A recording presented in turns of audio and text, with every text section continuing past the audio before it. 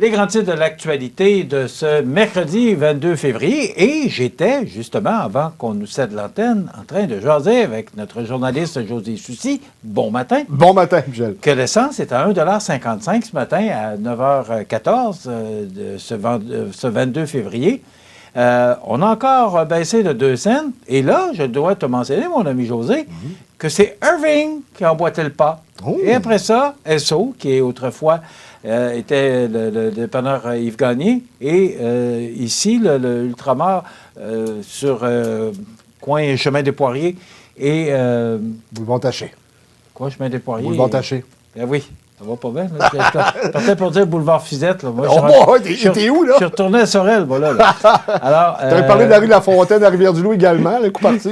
On appelle ça un blanc de mémoire. Ouais. Alors, tout ça pour mentionner que le prix à la pompe actuellement est à 1,55 $ et je voyais justement, avant d'entrer en onde, c'est ce qui me faisait remarquer à José, que le prix du baril a encore diminué.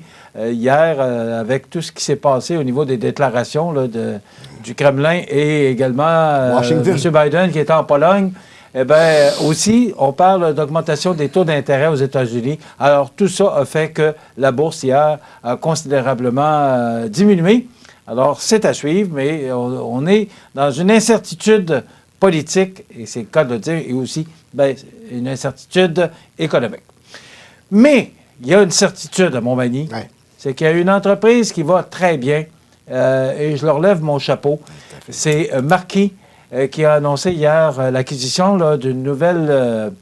de nouveaux équipements technologiques là, qui vont aider. D'abord, c'est que ça va aider l'environnement, mais aussi, c'est que ça va améliorer, encore une fois, la qualité de leurs produits. Et je leur lève mon chapeau pour ce qu'ils font Marquis à Montmagny. Michel, c'est un investissement de 6 millions de dollars. Ce n'est pas rien. Bien entendu, il y a eu de l'aide de Québec là-dedans parce que le député local a fait une déclaration, Mathieu Rivet, concernant cet achat-là. Je pense que Marquis, c'est un fleuron à Montmagny, sans l'ombre d'un doute, et ça va leur permettre d'être plus verts dans leur fonctionnement, également de doubler, je pense, leur capacité d'imprimerie. Donc, c'est une excellente nouvelle, Michel, et on en a besoin de bonnes nouvelles de la sorte, parce que avec ton entrée en la matière, je peux te dire une chose, il faut rester positif, on n'a pas le choix, il faut se concentrer sur les bonnes nouvelles locales lorsqu'on en a pour démontrer qu'il y a encore de la vigueur, il y a encore de la vie ici, et il y a encore du positif à emmener, pas juste du négatif, et avoir peur d'une troisième guerre mondiale ou d'un virus. On a besoin de recommencer à vivre, et ça, c'en est une belle preuve ce matin. Alors, bravo à Imprimerie Marquis. Tu sais, José, on est en situation économique plus difficile. Précaire, les taux d'intérêt ont augmenté. Oh oui. Moi, récession... hier encore, j'écoutais Radio-Canada, puis on parlait qu'on veut peut-être, on pense, là, le gouverneur du Canada, c'est pas trop ce qui va se passer au mois de mars, c'est ce qu'on va augmenter encore d'1/4 de point les taux d'intérêt. Mais il y a des emplois, tu sais, au niveau manufacturier, ça fonctionne encore très bien. Et je pense que c'est ça qu'il faut regarder. C'est ça qui sauve la donne à moitié également. vide ou à moitié plein? Pour moi, il est toujours à moitié plein. Je pense que c'est comme ça qu'il faut voir, faut regarder en avant. Et quand tu arrives avec des nouvelles de même, tu sais, on parlait de Montel puis Ressort Liberté, et ça a été bien mentionné, José, des mises à pied temporaires. Exact. Mais c'est pas parce que les entreprises vont pas bien, c'est parce que les clients de ces entreprises-là, eux, sont excusez-moi l'anglicisme, vous allez comprendre, sont overstock. Alors, les entreprises de Montmagny, José, là, tu parlais de fleuron, de Marquis, mais pour moi, Montel, c'est un fleuron. Absolument, Ressort Liberté, Maison La Prise, Pabert, Cap-Saint-Ignace, toutes ces belles entreprises-là qu'on a sur la Côte-du-Sud, c'est de belles entreprises et tu n'as qu'à regarder à côté de toi, José, puis tu vas voir que toutes ces entreprises-là vont très bien. C'est ça le message que je veux passer ce matin. Et Marquis, je suis content qu'on en parle. Effectivement, tu as raison. C'est une sacrée bonne nouvelle. Ça fait du bien. C'est 6 millions d'investissements, José, pas rien, là. Non, c'est pas rien, 6 millions. Dans les circonstances actuelles, c'est réellement une bonne nouvelle. Puis ça se développe du côté de Marquis. Puis tu parlais de pas récession. On n'est pas encore en récession, mais on a une situation économique précaire. On le sait, on le sent partout au pays, même en Occident. Ce qui fait la différence entre ce qu'on vit et les autres crises économiques qu'on a vécues, je te dirais, depuis 1929, c'est qu'on est en plein emploi. Les gens continuent de travailler. Ouais. Oui, ils sont endettés, mais au moins l'argent continue de circuler. Lorsque tu ne travailles pas, l'argent ne circule pas. C'est ça qui arrive. C'est ça qui nous donne, je pense, une chance. Et là, le problème, là, c'est que c'est pas les entreprises qui vont pas bien, c'est qu'il manque de monde. Puis Et là, on accueille des immigrants, puis on travaille pour aller chercher des immigrants, puis je lève mon chapeau à Milton Sédat. D'ailleurs, on va avoir des chroniques sur l'immigration à partir du mois de mars, là, qui vont nous expliquer exactement comment ça se passe. Puis aussi, José, l'accueil qu'on va donner à ces gens-là, qui vont venir nous aider à faire performer nos entreprises. Mais les entreprises vont bien. Le problème, c'est qu'on manque de monde.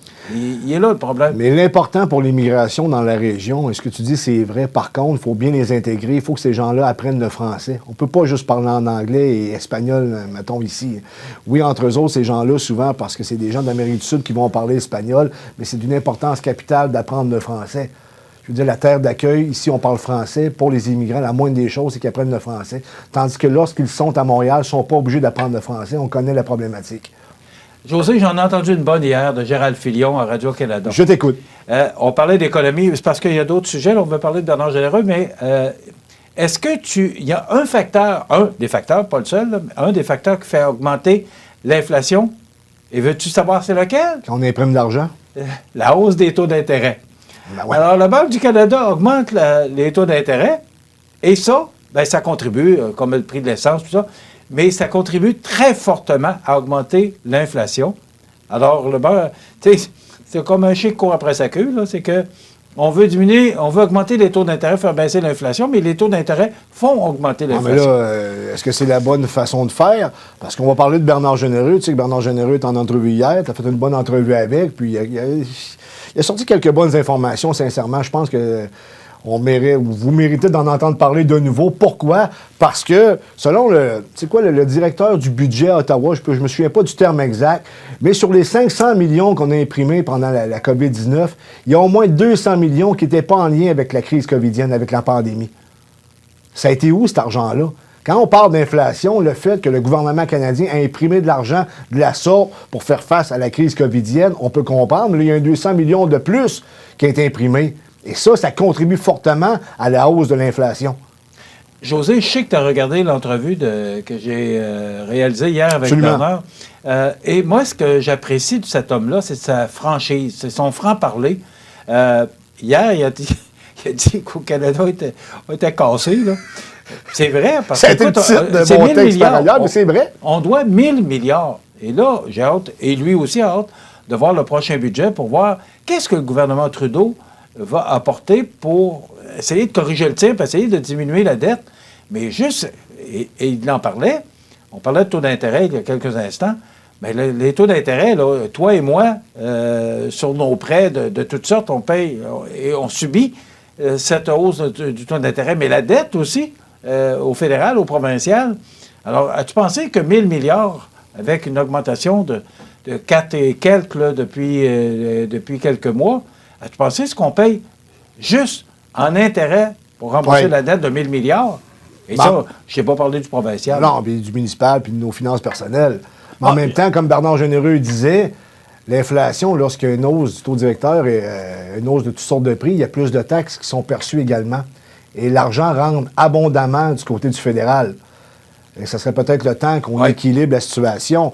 Parce que M. Généreux nous a parlé hier, le 7 000 $ pour dormir dans un hôtel, pour les funérailles de la reine d'Angleterre, je m'excuse, il y aurait, je suis sûr que M. Trudeau a des amis en Angleterre qui auraient pu l'héberger gratuitement. Au pire, il aurait pu les coucher au château de Windsor. Tu sais, 7 000. Il n'a pas dormi 12 heures, mais en plus, c'est que j'ai dit à M. Généreux, il n'a pas répliqué là-dessus. J'ai dit en plus, il avait les yeux fermés. Fait que, il dormait. Alors, non, mais il n'a pas profité de grand-chose là. Tu sais, au moins, quand tu payes ce prix-là, tu as du plaisir, tu vois de quoi. Mais là, 7 000 $ pour dormir. Mais, José, là où je voudrais qu'on jase ce matin, c'est sur le Mont-Magny, l'îlet Kamouraska, Rivière-du-Loup. Absolument, oui, c'est intéressant. Et j'ai démontré mon désaccord avec M. Généreux, parce que lui voudrait que Rivière-du-Loup soit dans le nouveau nom de la circonscription, alors qu'actuellement, ce qu'on propose, c'est Montmagny. Attends un peu, je l'ai ici, là, parce que c'est... On propose Montmagny, Témiscouata. Catascomique. Là, catascomique, c'est un nouveau mot, j'avais jamais entendu ça. Et catascomique, c'est en lien avec le territoire ancestral des Malécites se trouvant dans la MRC de Rivière-du-Loup. Et parce que là, il y aurait une nouvelle circonscription, là, et là... avec la MRC de Témiscouata de pas plus. La Matapédia, la MRC Témiscouata de plus. Excusez, qui va devenir ou qui ferait partie de la nouvelle circonscription. Moi, j'ai dit hier, pourquoi qu'on enlèverait Montmagny? Là, José? Moi, je viens de Rivière-du-Loup, j'ai mon argumentaire là-dessus. Ouais. Parce que Rivière-du-Loup, c'est la métropole du comté. Oui, mais on est la ville-centre entre Lévis oui, et la mais Pocatière. t'es pas la métropole du comté. Mais en même temps, Michel, le problème de base, là, parce qu'on pourrait s'astiner bien longtemps, c'est que Montmagny et Rivière-du-Loup, ça n'a totalement rien à voir. La formation de ce comté fédéral-là, c'est artificiel. Il n'y a pas de lien entre Montmagny et Rivière-du-Loup. Et je sais, je viens des deux places. Je viens de Rivière-du-Loup, puis je demeure à Montmagny, et je demeure actuellement à Berthier-sur-Mer. Il n'y a pas de lien entre les deux. Il y en avait plus dans le temps, c'était Bellechasse. Absolument, totalement raison. Et pourquoi qu'ils nous ont changé ça? Ça va avec le nombre d'électeurs. Parce que... Probablement que ça nous a passé comme tout le reste. Oui. Là, si M. Généreux n'en avait pas parlé, t'es journaliste, est-ce que tu étais au courant de ça? Plus ou moins, sincèrement. Puis en même temps, on va se dire la vérité, le palier fédéral, c'est le palier qui intéresse le moins les gens parce que c'est un palier qui est quand même assez loin des demandes du public, mis à part l'assurance chômage, le passeport et compagnie, la politique étrangère. Je pense que le commun des mortels sur la Côte-Sud ne s'intéresse plus ou moins à ça, à moins qu'il y en ait besoin. Comme pour voyager, là, on sait que c'était problématique avec les passeports. Mais non, j'en entends pas parler. Puis, comme je te dis, Montmagny, Lillet, Kamouraska, Rivière-du-Loup. Montmagny, Lillet, Kamouraska, il peut avoir un lien. Rivière-du-Loup, Kamouraska, il peut avoir un lien. Mais Rivière-du-Loup, Lillet, il n'y a pas de lien. Rivière-du-Loup, Montmagny, il n'y a pas de lien. Imagine-toi le Témiscouata et Montmagny. Qu'est-ce que ça a en commun? Rien. Rien. Hey, puis le comté, il est grand. J'ai travaillé en politique fédérale. Puis je n'ai fait des campagnes électorales au fédéral. C'est vraiment grand comme comté. Michel, Montmagny, Lillet, Kamouraska, Rivière-du-Loup. S'il faut que tu ailles jusqu'au Témiscouata, aux frontières du Nouveau-Brunswick, c'est ben trop grand. J'espère au moins que le gouvernement fédéral va augmenter les budgets de bureau. Parce que si Bernard Généreux est réélu, puis je pense qu'il y aurait des bonnes chances, parce que ça va être un peu plus dur pour lui au Témiscouata, parce que ça semble voter plus bloc. Mais il est tellement fort maintenant, Montmagny, Lillet, même à Rivière-du-Loup, il est rendu quand même assez fort. Kamouraska également, qui va être dur à tasser Bernard Généreux. Mais en même temps, ce comté-là, je veux dire, il va falloir qu'il se dédouble, il va falloir qu'il se clone Bernard pour arriver jusqu'au bout. Là. Hey, juste de Montmagny à Rivière-du-Loup, c'est quoi? 1h15. Témiscouata, c'est 1 heure de plus. 45 minutes, 1 heure de plus. C'est ben trop grand. Voyons, c'est pas humain avoir un comté comme ça. Mais en même temps, M. Généreux l'a très bien expliqué, c'est qu'on fait moins d'enfants. Je veux dire, en Bas-Saint-Laurent, c'est dévitalisé.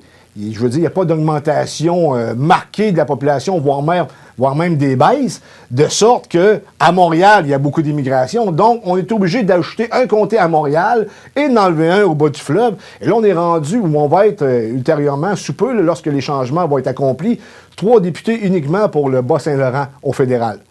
José, le phénomène marketing, là, oui. Les gens montent toujours. Tu parles de Montmagny, tu vas à Lévis. Les gens de Lévis Absolument. vont à Québec. Oui. Les gens de Québec vont à Montréal. Les gens de Montréal vont à Toronto. Les gens de Toronto vont à New York, ainsi de suite. Oui, alors que nous autres, c'est le vrai. contraire. Nous autres, on descend. Alors, Non, mais...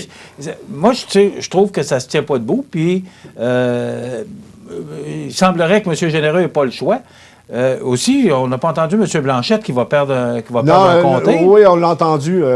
OK. Moi, absolument. Puis je pense que tout le monde est d'accord. La position de Bernard là, est unanime. Je pense que tout le monde, même le Bloc québécois local, a fait une petite déclaration que je n'ai pas mis dans le texte, mais on trouve ça trop grand. On perd en plus un député du Bloc pour les bloquistes dans l'Est du Québec. Écoute, moi, je suis capable de l'expliquer selon les règles en vigueur de la commission qui est chargée de regarder ce dossier-là. Mais pour le reste, c'est comme... C'est pas applicable vraiment. C'est trop grand comme comté. C'est réellement trop grand. Comme je te dis, je me répète, Montmagny et Rivière-du-Loup, il n'y a rien à voir. Imagine-toi maintenant, Montmagny et le Témiscouata. C'est quoi les liens qu'on a à faire entre Montmagny et le Témiscouata, mis à part qu'on va avoir un comté fédéral et le même député? 11 000 km² de territoire. Ça me semble que c'est 119 de population. 119 000 de population. C'est 20 000 populations de plus. La MRC on n'a pas fini d'en parler. C'est 20 000 électeurs de plus pour le comté à Bernard Généreux. On va sûrement revenir là-dessus. Merci, José. On se retrouve demain. Demain, on aura justement la chronique automobile avec Henri Perron. Et c'est l'entrevue de jour. Nancy Bordelot, qui est auteure. Se régaler sans se ruiner. C'est pas mal difficile ces temps-ci. C'est ce qu'on vous propose comme entrevue demain. Je vous souhaite de passer une excellente journée. C'est un petit peu plus froid. Il y a de la neige qui s'en vient. Rien de bien important. C'est ce que Mme Lamonde nous a dit. C'est une histoire à suivre. Bonne journée.